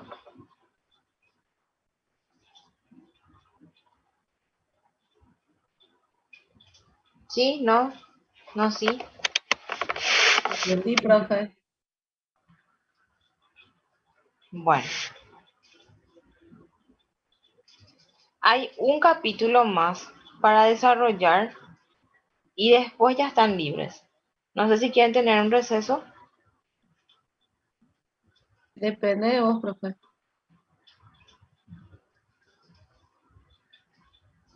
¿Sí? ¿No? Ahora Igual no, profe, como quieras. las 10 en punto es ahora. Podemos volver a las 10:20. Está bien, profe. Dale, profe. Bueno, vamos a hacer un repaso nomás lo que estuvimos hablando. Hablamos en primer lugar del sistema circulatorio, que fue muy importante como colchón porque gracias a ese sistema circulatorio es que nosotros tenemos todos estos eventos vasculares, ¿verdad? Entonces, después hablamos de las características que tienen estos vasos, ¿verdad? Que es la distensibilidad y demás, que nos ayuda muchísimo también con la regulación del flujo sanguíneo y también de la presión arterial, que al fin y al cabo es lo que nosotros vamos a hablar. Y la presión arterial que ya sabemos, ¿verdad? Es justamente en cómo se va midiendo, en qué unidades de medida se van a ir presentando y que es demasiado necesaria ¿para qué? Para que yo pueda tener vida, para que pueda irrigar todos los tejidos, para que los tejidos puedan tener en lo que necesitan en sí, ¿verdad? O sea, en fin, para satisfacer las necesidades que van a cumplir o que necesitan los tejidos. Aparte de eso, ahora hablamos también de lo que es todos los sistemas de regulación, tanto agudas o rápidas, de la presión arterial, pero así como hay una regulación rápida, también hay una regulación lenta. Y la regulación rápida era gracias a esta liberación de neurotransmisores y de la activación de los vasoreceptores y los quimiorreceptores que nos ayudaban muchísimo con el control de la presión arterial. ¿Es así o no? Sí, profe. Bueno, entonces, como hay un mecanismo de control, vamos a decir, rápido de la presión arterial, hay mecanismos de control lento. Y en esos mecanismos de control lento se encuentran dos órganos, el riñón y el pulmón. El riñón y los líquidos corporales en sí. ¿Por qué? Porque el riñón es el que me va a ayudar a regular la cantidad de agua que voy a ir eliminando y la cantidad de sodio que voy a ir eliminando o voy a ir reteniendo. Eso es importantísimo para nosotros y ustedes van a ver con cualquier persona, ¿verdad? Les va a decir, se me subió mi presión y voy a tomar ¿qué es lo que van a tomar? Porque se les subió su presión. Aparte del enalapril. Jugo de Lord naranja. Satam. Puede ser los sartán, pero después no anda ni el enalapril ni el los sartán. ¿Qué suelen tomar? ¿Puedes repetir, doctora, por favor? ¿Qué suelen tomar los hipertensos cuando se les sube su presión? Aparte del enalapril y del losartán.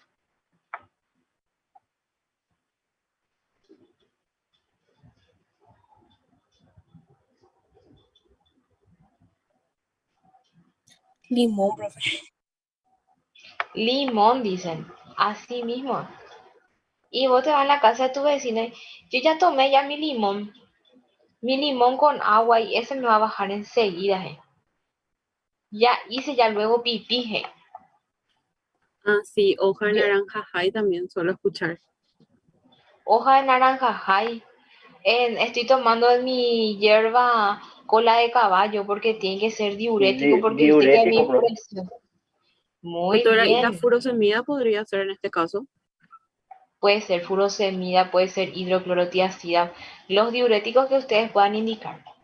Lo que nosotros indicamos con mayor frecuencia es furosemida en urgencias. En urgencia, Para, ¿verdad? Y para sí, perder sodio sería eso, profe. ¿cómo? Para perder sodio. Para perder agua y puedes perder un poco de sodio también. Podés perder. Pero en realidad los dos en sí. Y los dos son necesarios perder en el caso que nuestros pacientes estén con una hipertensión. Tienen que tener en cuenta nomás, chicos, que el control, el control a largo plazo de la presión arterial no es tan rápido. Como dice su nombre, a largo plazo. Y esto ocurre generalmente en, gracias a la acción del riñón como, o sea, vamos a ponerle como actor principal al riñón, pero el pulmón también va a tener una acción, ¿verdad? Que es la conversión de la angiotensina 1 en angiotensina 2. Y eso va a ser muy beneficioso también para poder tener todo ese efecto en el caso de que exista una hipotensión. En el caso de que exista una hipotensión. Ahora, cuando existe una hipertensión, nosotros les damos a nuestros pacientes fármacos que inhiben las enzimas convertidoras de angiotensina. Eso es lo que nosotros hacemos. Y ahí está el IECA o el ARA2, que son el famoso enalapril o el losartán. ¿Por qué? Porque queremos evitar que mi paciente entre en un estado de vasoconstricción. Vamos a ver enseguida todo eso.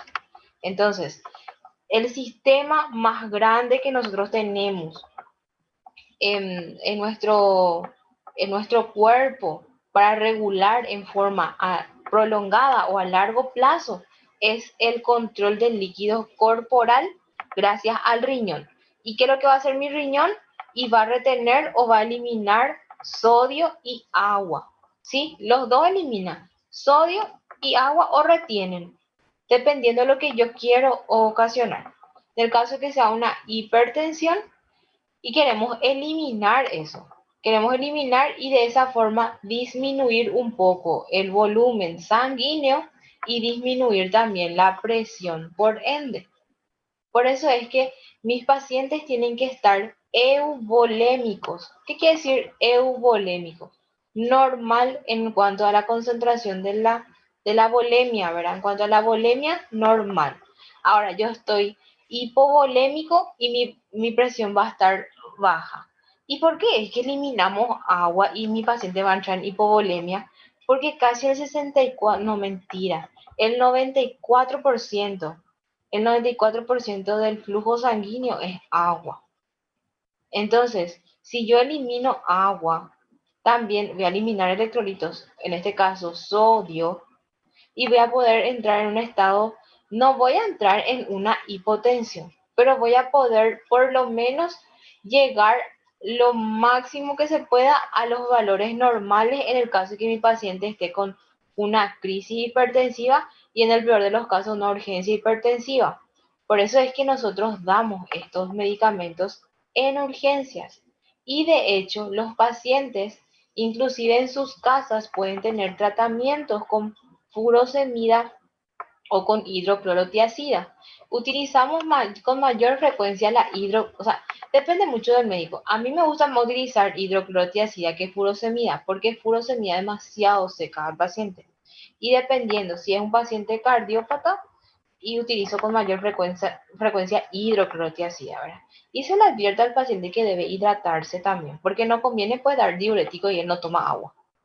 ¿Entienden? O sea que hay que tener en cuenta todos los efectos fisiológicos. Si yo estoy entrando en una disminución de la volemia totalmente, constantemente, y voy a tener dos variantes patológicas, entonces no quiero llegar a eso. Antes de llegar a eso, entonces ustedes le indican al paciente qué es lo que tiene que hacer. Y el riñón es el que se va a encargar. Ahora, yo pierdo agua y bueno, por la orina, pero si estoy perdiendo sodio por orina, ¿cómo se va a llamar?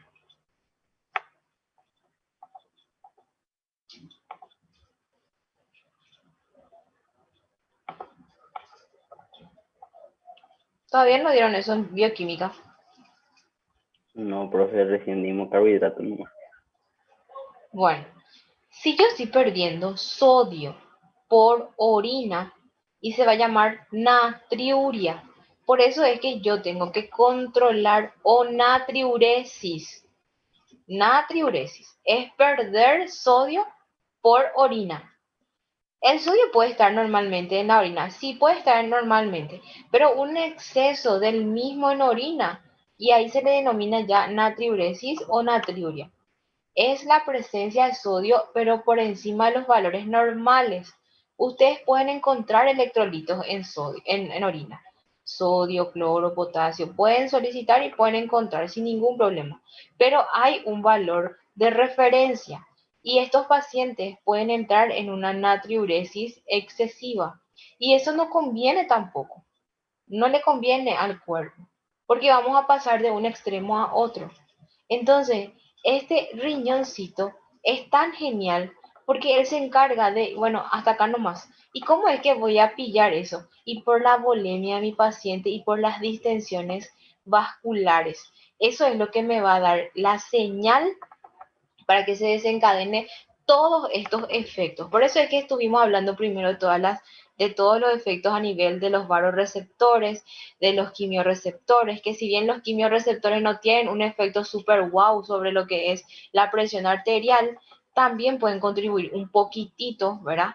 Y los varoreceptores sí, ¿verdad? Estos sí tienen un efecto más potente sobre lo que es la presión arterial. Y todos estos estímulos que nosotros estamos generando, miren, a nivel del sistema nervioso, a nivel central, vamos a decir, pueden influir también en la funcionalidad de lo que va a ejercer ese control a largo plazo. Y en este caso, lo que es el sistema de líquidos renales y corporales, ¿verdad? Para el control mismo.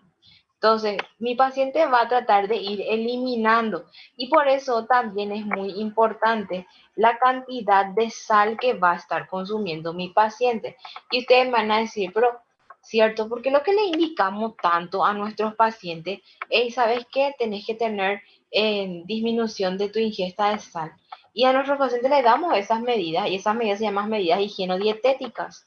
Vamos a ver enseguida por qué es que la sal influye tanto y porque eso también puede contribuir al aumento de la volemia. Al aumentar la volemia, aumenta la presión a nivel vascular arteriolar y por ende la presión arterial en el esfingomanoide, ¿verdad? O sea que hay todo ¿cómo se dice? Una relación que yo tengo que tener en cuenta para poder llegar a un resultado provechoso. Solamente que es bastante complejo decirle y explicarle a sus pacientes que tienen que dejar de consumir sal, ¿verdad? No es dejar de consumir sal, porque si se ponen a pensar, todos los alimentos tienen sodio, todos tienen sal, pero dajei, ustedes saben hablar en guaraní. Sí, profe. Sí, Bueno, dajei eterei, la comida sin sal. No es rico. Y yo ya probé porque quise bajar de peso, o entonces tenía que disminuir la sal también en mi alimentación. Y Dios mío, no se puede comer. A mí al menos no me gusta. Y para más que yo soy re salera y yo sé que es tóxico y todo lo que ustedes quieran. Pero no puedo sacar la sal de mi vida. Y así, entonces son condiciones que sus pacientes van a presentar. Y ustedes van a tener que ir manejando eso. Entonces hay dos determinantes súper grandes que nos van a ayudar justamente como, o van a participar como, o van a ser los principales determinantes para la presión arterial a largo plazo. Y uno luego es el grado de desplazamiento que va a tener la eliminación renal de agua y de sal y el nivel de ingestión de agua y sal. Estos dos son los que van a determinar, por eso es que le estaba diciendo, ustedes van a tener que decir a sus pacientes cómo es que tienen que hidratarse, cómo es que tienen que consumir sal, porque eso también va a determinar, perdón, el nivel de presión arterial a largo plazo. Yo indico enalapril, yo indico losartán, indico hidroclorotiazida, indico, qué sé yo, atenolol o algún otro beta bloqueante o calcio antagonista o lo que sea. Indico, pero tengo que indicar medidas higienodietéticas. Y estas medidas higienodietéticas incluyen la ingesta de agua y sal. Ah, y en fisiología yo me acuerdo, van a decir ustedes, que la doctora dijo que estos eran los dos determinantes principales para poder tener una medición o un control de la presión arterial a largo plazo. Entonces vamos a ir hablando de todo eso. ¿Me están siguiendo hasta acá? Sí, Sí, profe. doctora. Bueno, entonces, cuando nosotros estamos consumiendo, ¿verdad? O hay un aumento en la presión a largo arterial, ¿verdad? Hay también un aumento del gasto cardíaco y hay muchos mecanismos que se van a ir liberando gracias a que existe un volumen aumentado de líquido extracelular. Entonces, cuando va aumentando el líquido extracelular en nuestro organismo, aumenta también ¿qué cosa? ¿Qué es el líquido extracelular? ¿Dónde está el plasma, sangre, suero, lo que ustedes quieran, ¿verdad? Aumenta ese líquido y aumenta también el volumen de sangre. Como dijimos que la sangre tiene el 94% aproximadamente de agua, esto va a aumentar también. Entonces entramos no en una hipovolemia, sino en una hipervolemia. Y ese aumento del volumen de sangre aumenta ¿qué cosa? Aumenta la presión de llenado a nivel de la circulación media, que es lo que ustedes estuvieron viendo ahí en la primera exposición. Y ese aumento aumenta el retorno venoso de sangre, ¿verdad? ¿Dónde? A nivel del corazón. Y esto aumenta el gasto cardíaco. Por eso es que nosotros tenemos que cuidar todos esos detalles cuando tenemos un aumento de la presión. Y esto va a generar un estiramiento nuevamente de todo el endotelio y demás estructuras que va a generar por ende, ¿verdad? El aumento de la presión arterial y esto desencadenar el aumento de la diuresis. ¿Con qué objetivo lo que va a aumentar la diuresis? Con el objetivo de disminuir el volumen del líquido extracelular. Y al disminuir el volumen del líquido extracelular, va a disminuir todo el resto. ¿Me entienden? Sí, profe. Por eso es importante la cantidad de agua que está consumiendo este paciente y la cantidad de sodio, porque acuérdense que el sodio retiene agua. Por eso es que es importante que en estos pacientes hipertensos, se disminuya la ingesta ¿de qué? De sodio. Que no se elimine. No sean tan restrictivos a no ser que su paciente esté muy mal, ¿verdad? Pero si es un paciente que está estable y tiene una PA elevada, pero no es demasiado, van a ver ustedes después los criterios para condicionar un estado grave. No sean tan restrictivos. Por lo menos 5 gramos de sal pueden consumir en el día. ¿Y en qué momento lo que consumimos más sal? O sea, plus en realidad, porque todos los alimentos tienen, el pan tiene sal, todo tiene sal. Y durante la comida, ¿verdad? Comida y cena lo que necesitamos más sal. Entonces, por lo menos 5 gramos y su paciente le va a decir, y ustedes se van a poner a pensar, ¿cuánto es lo que es 5 gramos? Y yo no sé si ustedes conocen la cucharita de té. Sí, profe.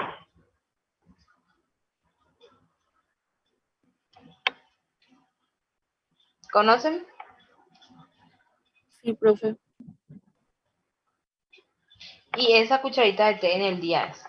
Entonces, eso pueden consumir. Más de eso, y ahí ya vamos a entrar en un estado ya de alteración tal vez. ¿Por qué?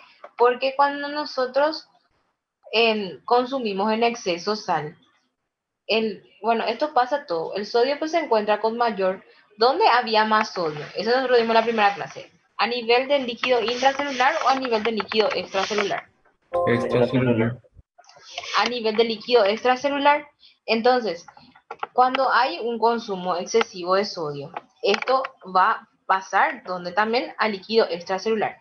Y al encontrarse en el líquido extracelular, esto va a generar un aumento de la osmolaridad del líquido. Y eso va a estimular también el aumento de la sed de nuestros pacientes. Y ese aumento de la osmolaridad causado por el líquido extracelular que está lleno de sal ahí, va a generar también ¿cómo se dice? Los mecanismos de secreción a nivel del hipotálamo. Va a ayudar, ¿verdad? Porque va a estimular a la producción de ciertas hormonas, como son las hormonas antidiuréticas, y el proceso de ir eliminando, pero no va a ser la eliminación completa y mi paciente va a retener eso. Por eso es que hay que eliminar o disminuir el consumo de sal. No sé si es que me expliqué bien Sí, o me profe. entendieron. Bueno, entonces por eso es que la sal y el agua son los principales componentes para el control de la presión a largo plazo. Eso es lo que explica la primera parte de lo que es el capítulo 19. Y yo quiero que ustedes vayan leyendo todos los detalles. Acuérdense que todo lo que nosotros decimos es modo orientativo. El libro es el que va a tener la palabra final. Y aparte, quiero siempre agregar, yo sé que fisiología no es nada patológico, pero da gusto nomás relacionar lo fisiológico con lo patológico porque es lo que ustedes van a ver todos los días de su vida. Jamás van a recibir, bueno, no sé, hasta ahora yo por lo menos, todavía no recibí un paciente que no tenga nada. Bueno, les voy a mentir, porque en pediatría sí tengo pacientitos. Los pacientitos pediátricos, ¿verdad? Son los que no tienen casi nada. O sea, muy raro es que tengan alguna alteración. Y si es así, no es más mi campo porque medicina familiar es lo más grande nomás de los niños. Pero em, generalmente los adultos, toditos, casi toditos tienen hipertensión. A ver, ¿en la familia de uno de ustedes existe algún hipertenso? Sí, profe. Sí, ¿verdad? Sí, Y profe. siempre, en la mayoría de nuestros, de nuestros seres queridos, por lo menos uno va a tener hipertensión. Por lo menos uno. Y es común, pues, entonces hay que saber qué es lo que pasa en el cuerpo del lado fisiológico y con la sal, porque yo después le iba a decir, ¿sabe qué, señor Juan? No vaya a tomar, no vaya a comer sal y toma mucha agua. ¿Por qué? Porque yo quiero ir disminuyendo esa osmolaridad si existe la cantidad excesiva de agua, de sal y todo eso. Pero si es que vos consumís mucha sal, eso va a aumentar, y va a aumentar tu presión, va a aumentar la bulimia y el gasto cardíaco. Por eso es que pueden generar también otros daños a nivel sistémico, ¿verdad? Tanto micro, macrovasculares, así como la diabetes también. Hay que tener en cuenta todos estos factores fisiológicos, ¿verdad? Y generalmente esto ocurre, ¿verdad? Y nosotros podemos compensar, pero hay veces que ya no se puede más compensar. Y ahí es donde entramos en un estado de hipertensión, porque ya hay un deterioro muy grande de todo lo que es la excreción del líquido renal. Ya no funciona como debería funcionar. Y ahí es cuando la persona tiene ya un exceso de lo que es la carga del trabajo del corazón, ¿verdad? Porque aumentan, ¿se acuerdan que cuando aumenta el líquido extracelular, aumenta también todo lo que es el gasto cardíaco? Entonces, no puede, pues, el corazón. Cuando hablamos de gasto cardíaco, no nos referimos al trabajo que va a estar realizando ese corazón. Entonces, imagínense que esté sobrecargado ese corazón todo el tiempo. Y bueno, puede ocurrir, y es lo que ocurre con nuestros pacientes con hipertensión crónica. Entonces, al aumentar en forma muy prolongada ese trabajo y no tiene vacaciones ese corazón, ya no cumple como debería de cumplir. Y cuando no cumple como debería de cumplir un órgano o una persona, el trabajo que va a realizar va a ser insuficiente. Y mi paciente va a entrar en un estado de insuficiencia cardíaca. Puede ser precoz o leve su insuficiencia cardíaca o puede ser muy grave. Entonces, tan grave que no funciona como debería de funcionar, y ahí ya entramos en todo lo que puede generar inclusive un estado mortal y la mortalidad que va a contribuir esa condición. Ahora, esa hipertensión también, como que ustedes saben, se acuerdan, por eso es importante irnos por parte, esa distensibilidad que tenía las características de los vasos, y que eso podía hacerse más chico y haber un estado de vasoconstricción. Imagínense que ese paciente esté con una presión arterial tan elevada, y se acuerdan de esa imagen que se mostró en el video, y sea tan pequeño la luz, va a entrar en un estado de isquemia. Imagínense que ese estado isquémico se encuentre a nivel cerebral. Mi paciente va a tener un accidente cerebrovascular del tipo isquémico. Por eso es que la hipertensión en nuestros pacientes y no es tan buena. Pero no se queden ahí nomás. Acuérdense quién era el que estaba regulando y controlando esos líquidos a largo plazo. Y eran justamente los riñones. Entonces, así como en el corazón, que aumentaba el gasto, el riñón también estaba trabajando mucho y va a entrar en un estado de insuficiencia porque se cansó. ¿Entienden? Y puede inclusive llegar a tener algunos procesos mayores y degenerativos a nivel renal. O sea que hay tantas complicaciones que pueden desencadenar la hipertensión. Y eso es por eso es que nosotros tenemos que explicarle otra cosa a los pacientes, que la hipertensión no se cura, por lo menos hasta ahora. No sé, en el futuro, ¿verdad? Ojalá que sí se puedan curar todas las patologías. Pero ahora, hoy, acá en Paraguay, hoy 28 de marzo del 2022, no se cura la hipertensión. Y que se olviden los sus pacientes de que si se normaliza, deja de tomar su enalapril. Porque hasta el cansancio tengo, eh, eh, ya me cansé de explicarle a todo el mundo, ¿verdad? Que no se cura, se trata, se trata. Igual vienen pacientes y te dicen, ¿sabes qué, doctora? Yo cada vez que me duele mi cabeza nomás tomo mi enalapril. Imagínense, cada vez que le duele la cabeza, y ustedes se ponen a pensar, ¿pero por qué le va a doler la cabeza? Y ustedes se van a notar un poquitito más hacia atrás. Fisiología. Hay una vasoconstricción excesiva. Si le duele la cabeza, ya estamos en un campo más patológico. Se llama encefalopatía hipertensiva. Yo le voy a calmar el dolor, pero no es la solución. La solución es que él se adhiera al tratamiento. ¿Entienden? ¿No le conocen Sí, a profe. algunas personas? ¿Qué pasó? No, sí, profe, no te digo, entendí. No entendí lo que me dijiste. Te dije nomás, profe, que entendí. Repetime en voz Santi, vos me hablaste, ¿verdad? Ah, entendiste. Ah, bueno, bueno. Sí. Famoso van a escuchar ahí.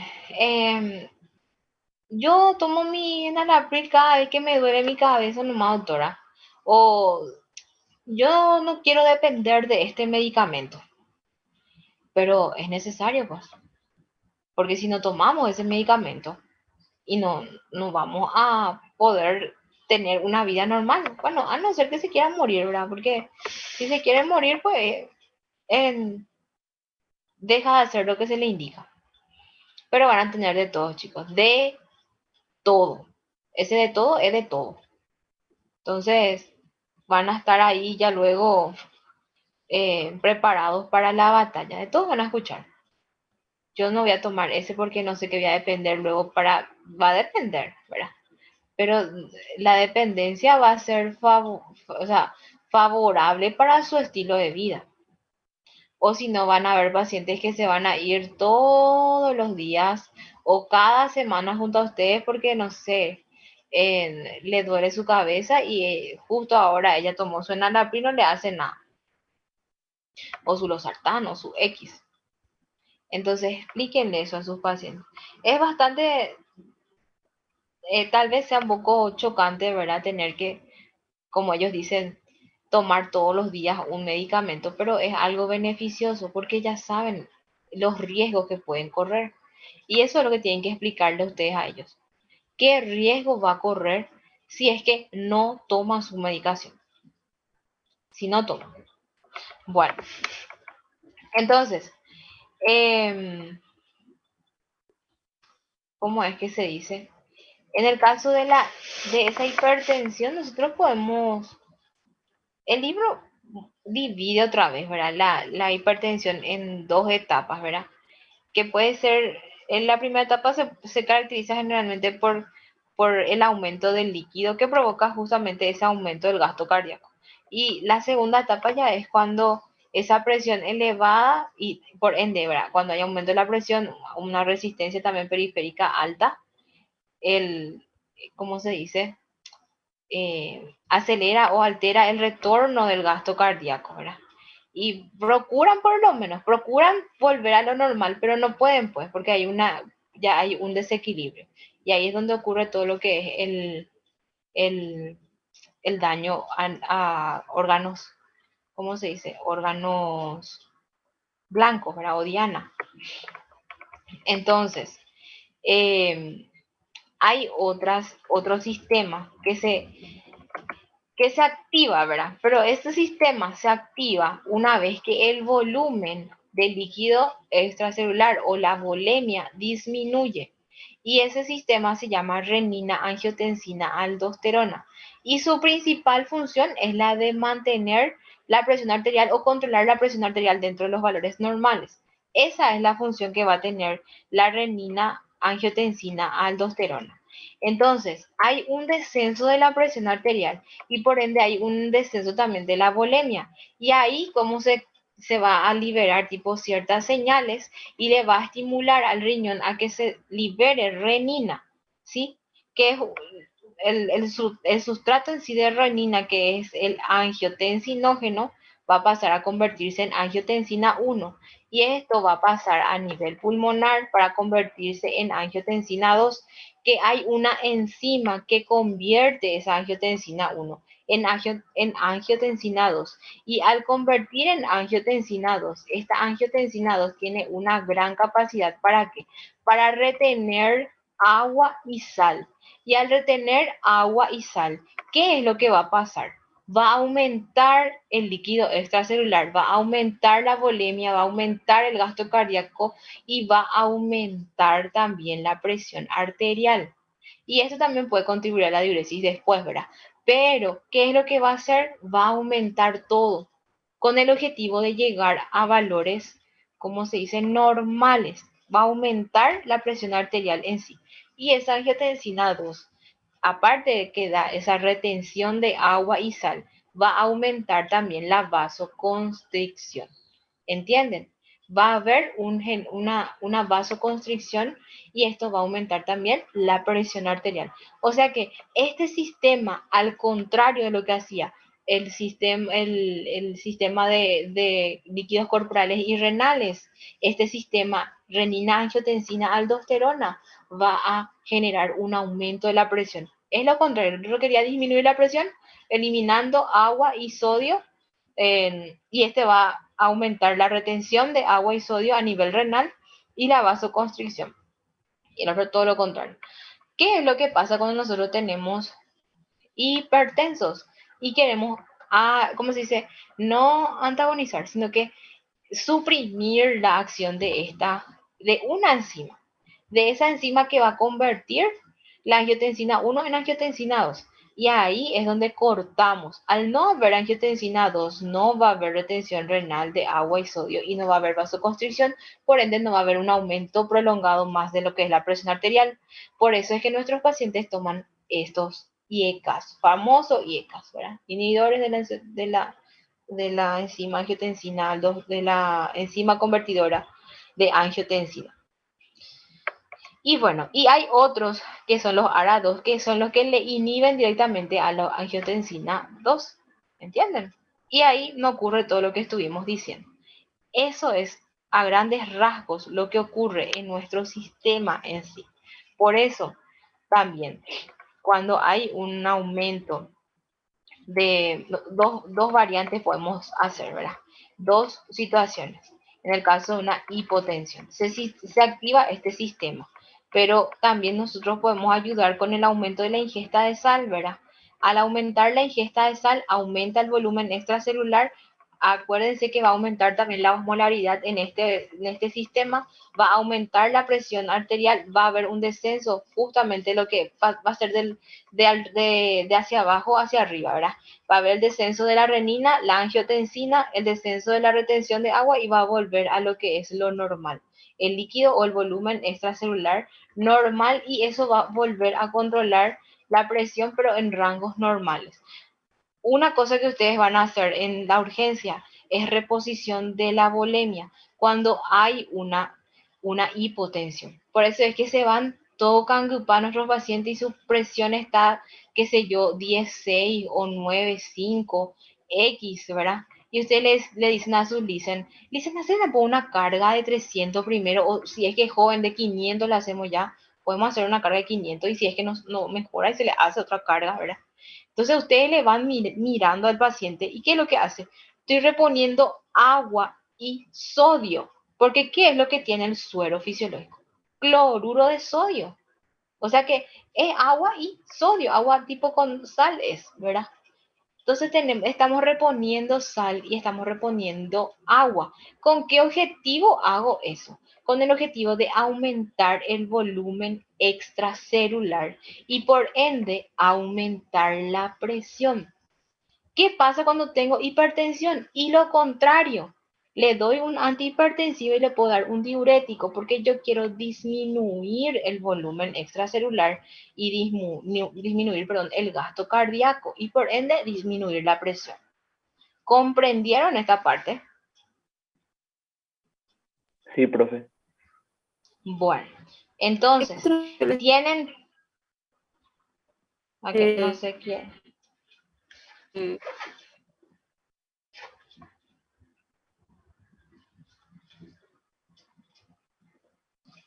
El manitol también pueden dar, pero el manitol, bueno, dependiendo de qué caso, porque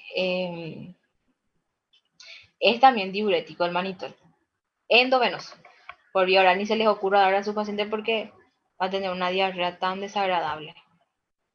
Se puede utilizar, pero va a depender, lo más, no damos el manitol, la única forma en la que utilizamos es endovenoso y pacientes internados, pero dependiendo de qué condición o en qué situación esté el paciente. Lo que más utilizamos en forma ambulatoria son estos diuréticos del ASA o los tiacídicos, ¿verdad? Eso es lo que más se utiliza.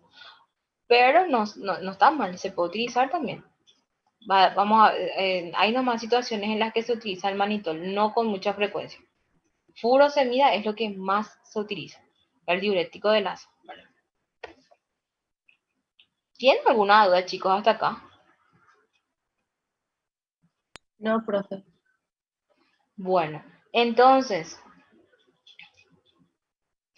tienen, bueno, en la clase pasada fue el capítulo 14, ¿verdad? Ahora tienen que leer capítulo 15,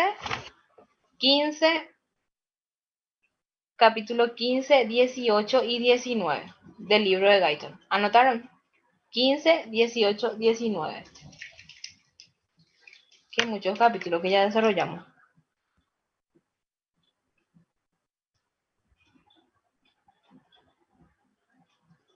Entonces, como tarea es leer esos capítulos y entender o complementar con la clase con las clases que dimos hoy. No es tan difícil, pero hay muchos detalles que tienen que tener en cuenta, ¿verdad? ¿Tienen alguna duda más? No, profe. Bueno, entonces, si no ¿Va a hay llamar dudas, Lisa, profe? sí, voy a llamar. Espérame que Santi, vos siempre